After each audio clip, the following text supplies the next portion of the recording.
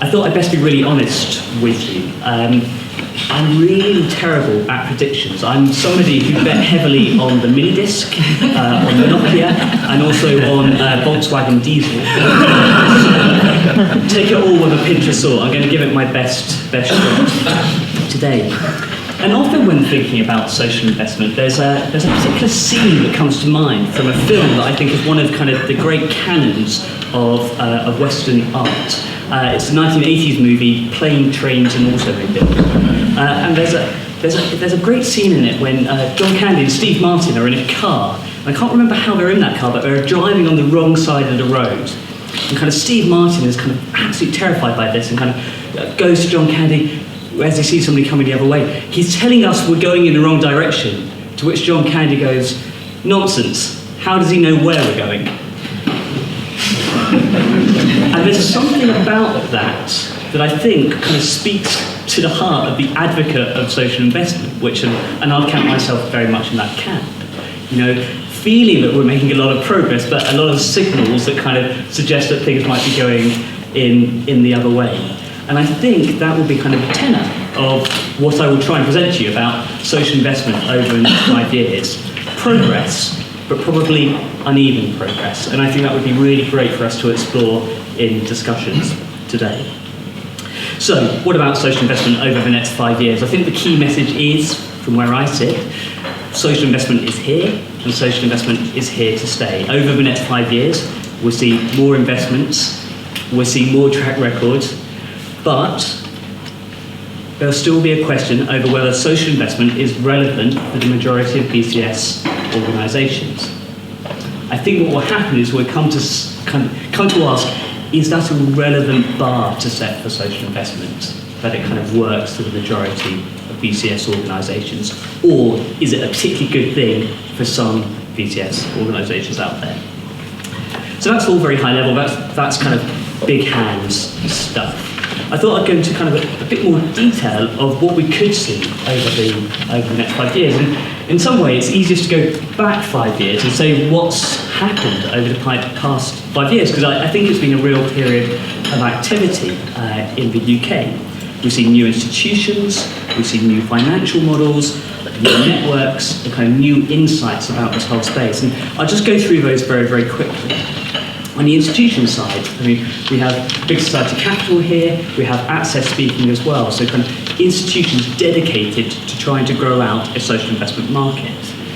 We've seen a real growth in the number of social investment funds that are out there. I think go back 5 years and there are 4 or 5 funds in this space. There are now close to 30. Different types of finance coming into this field, particularly institutional capital from pension funds and the like. And a real growth in some of the kind of the support providers who exist in and around this space. Some of you will know better than I kind of the range of new financial models that are out there. You know, some I think begin to really push the definition of what you would think of as social investment. Some of these big products like Threadneedle's social bond fund and listed equities. But a real growth in other areas that's happened over the past 5 years. Crowdfunding, community shares, which I expect in the next 5 years to really carry on. There are a whole load of new networks, you know. Networks like this have been going for a while, but there's things like the Social Investment Forum, networks around kind of approaches to things, the Inspiring Impact Network, networks of angel investors, some of them working very closely now to try and access social investment tax relief. And you know, even international networks, things like the G8 are looking at this space. And I said new insights, and I think one of the things that if we look back 5 years, you asked people what social investment was, and it was kind of, there's a real range to the answer. I think some of the work that Big Society Capital did in this space has been really helpful to say, well, actually, social investment is probably a lot of things at once, and actually you probably often get people sitting in the same room having a conversation meaning different things. Big Society Capital had started to say, well, you know, is social investment about access to finance for small and medium-sized charities? And I think, yeah, it probably is. Is it about innovation and financing social innovation? I think, yeah, probably. Is it about kind of mass participation, a different way that we can think about the way in which the economy works and how people invest within it? Yeah, so that social investment. Or is it about kind of scale finance and really making social impact happen as large as possible? And again, probably correct. So I think some of those insights to say that social investment is lots of things are quite useful. I think over the past 5 years, I've called them new insights, but I don't think it is a new insight. There's been a reassertion of some things we knew before, like the role for hybrid finance that somehow marries subsidy, grant giving, and investment. And I think Seb will talk about that in the work of access. And just the observation that there's a continued need for capacity building in this space, and a lot of that needs grants behind it. So that's where we've come from, and to some extent, I think kind of the next 5 years will be a continuation of those trends, particularly those around kind of new financial products and around networks. But I thought that was pretty boring just to stop there. So bearing in mind that I am absolutely terrible at predictions, I thought I would give you my 10 predictions for stuff I expect to see over the next 5 years. So the first two are something around the marketplace maturing. So, first prediction. I think there will be an increased focus on investees' perspectives, on their experience of taking on social investment. Some of that will be around just better signposting in this space. Some of this will actually be using kind of real-life language. I think a lot of social investment language isn't very real. And some of it, I think, will be a shift in this space from probably a world in which, government, some big institutions have focused on saying, hey, here's what we can do to help, rather than asking the question, what can we do to help?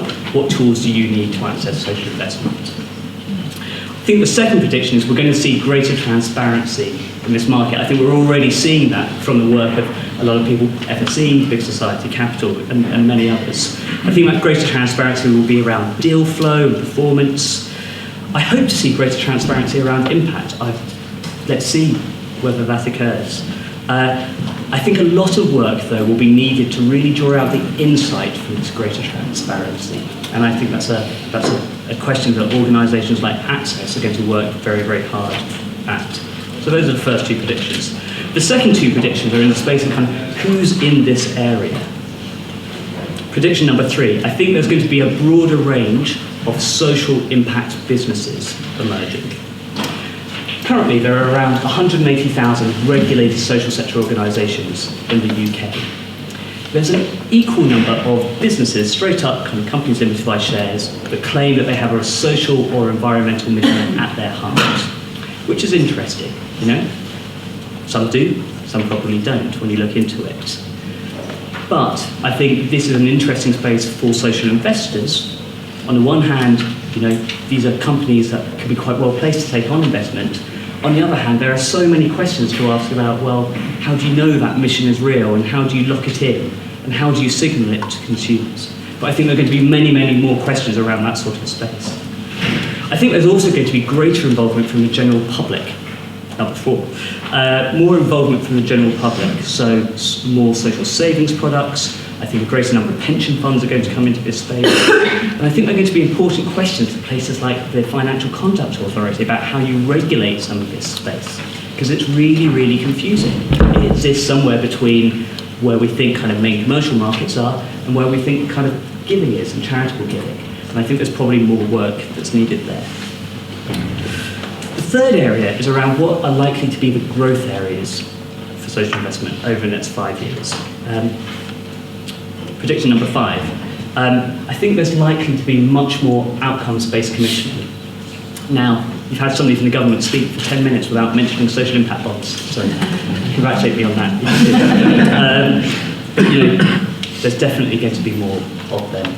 Conservative Party manifesto commits to really scaling up this area, and I think it's going to happen in a lot of policy areas, particularly ones that focus on early intervention, so trying to prevent social challenges before they materialise. Now, it's going to be a fascinating question to see whether that push on outcomes-based commissioning also translates really, really into many opportunities for SMEs and smaller sized charities. Personally, I hope they do, but there's going to be a lot of work involved in making that happen. Prediction 6, I think there's going to be a lot more place-based social investment activity.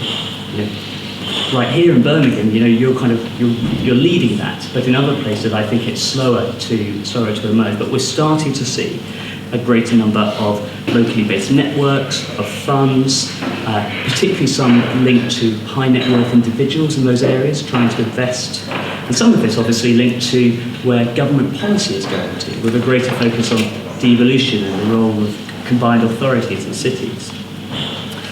The fourth area will be around kind of the availability of finance. So the seventh prediction is, and I've stolen this line from SEB and Access, is that there's been a lot of talk about the missing middle and about that turning into something called the messy middle. There's this whole talk about how there was a gap of finance where you got to a certain size, you just couldn't find the right sort of finance to help you scale and grow. And I suspect over the next 5 years that will apply to some and not to others. And kind of the coverage of, as you're trying to scale, will be quite patchy. I do think, and prediction number 8, is that we'll see a lot more social investment at scale, so really big social investments, particularly into things like housing. And what would be fascinating around that is that will this be social investment, as I think a lot of us think about this, or will this be probably the adjacent field of investing with impact, which is a kind of crucial difference, perhaps not really maximising the impact at the heart of the decision. And hopefully that stuff doesn't get confused, but I think we're going to see both occur. And then finally, predictions 9 and 10. I think we're going to start, people like me should probably stop using the language of a social investment market. Because I think there is a marketplace for social investment, but it seems to me that the social investment markets that we're seeing increased segmentation of this field. So focusing on different sectors, on geographies, or different investment types. And prediction number 10 is that even in 5 years' time, we'll still have a long way to go. I think we'll have made progress, but this stuff that we're embarking on here is probably the project of decades rather than kind of doing it in a few years' time.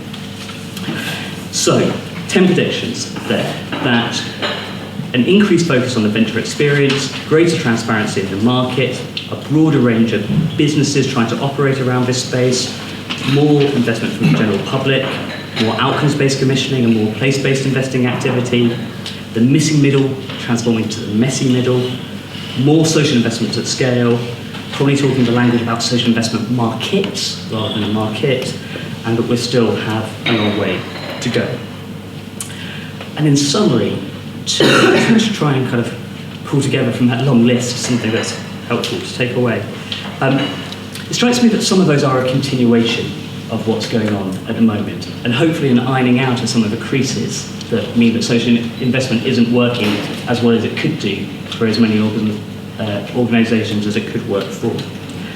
And some are probably an acceleration of actually broader trends that we're seeing in the way that government operates or the way that philanthropy operates, which will be to the benefit of social investment.